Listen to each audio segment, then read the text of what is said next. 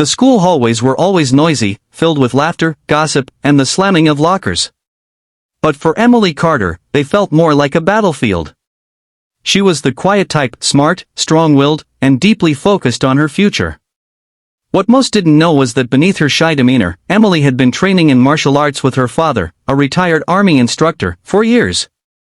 The problem was the football team, the so-called kings of the school. Jake Turner, the arrogant team captain, and his group of followers loved making Emily's life miserable. They mocked her for being quiet, shoved her books out of her hands, and whispered cruel jokes when she walked by. Emily ignored them, but they mistook her silence for weakness. That Friday afternoon, when the halls were thinning after the last bell, the bullies decided to push things further. Jake and two of his buddies cornered Emily by the lockers.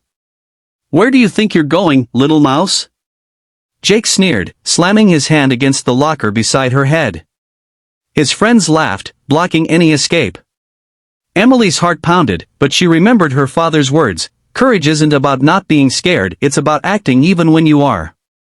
The bullies thought they had trapped her. Jake leaned closer, trying to intimidate her with his size. But in that moment, Emily's instincts kicked in. With a lightning-fast move, she drove her knee upward into Jake's stomach, then twisted slightly, letting the strike connect with full force. The impact was brutal. Jake's breath whooshed out of him as he stumbled back, collapsing to the floor. His friends froze, shocked. The hallway went silent. Students nearby gasped, their phones already recording. Emily stepped forward, her voice calm but steady. "You don't get to treat people like that anymore. Not me, not anyone." Jake groaned on the floor, clutching his midsection, clearly unable to stand. The football captain who once ruled the school was now humiliated in front of everyone. His season wasn't just in danger, his reputation was shattered. Emily picked up her books, walked away with her head high, and left behind a hallway buzzing with whispers. For the first time, everyone saw that the shy girl wasn't weak. She was powerful. Chapter 2: The Rise of Respect. Word spread like wildfire. By Monday morning, the entire school knew what had happened.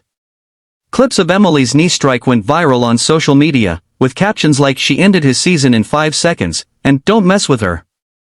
The football team was furious, but none dared to confront her again. Jake avoided school for a week, embarrassed and nursing his injury. The coach announced that Jake's season was over. The bully who once thought he was untouchable had been silenced by the girl he underestimated. But Emily didn't gloat. She didn't brag. Instead, she focused on her classes, her training, and the friends who now admired her courage. Teachers began speaking out more openly against bullying, inspired by her example. Other students who had been silent victims finally found their voices. One afternoon, Emily was walking across the courtyard when a younger student stopped her. "Thank you," the girl whispered.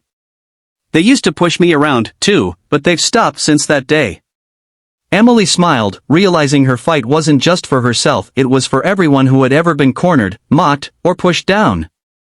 The lesson spread far beyond the hallways. Bullies thrive on fear, but fear can be broken. All it takes is one moment of courage to change everything.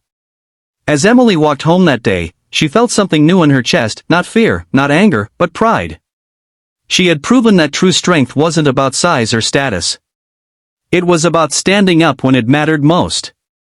And so, the shy girl became a symbol of resilience.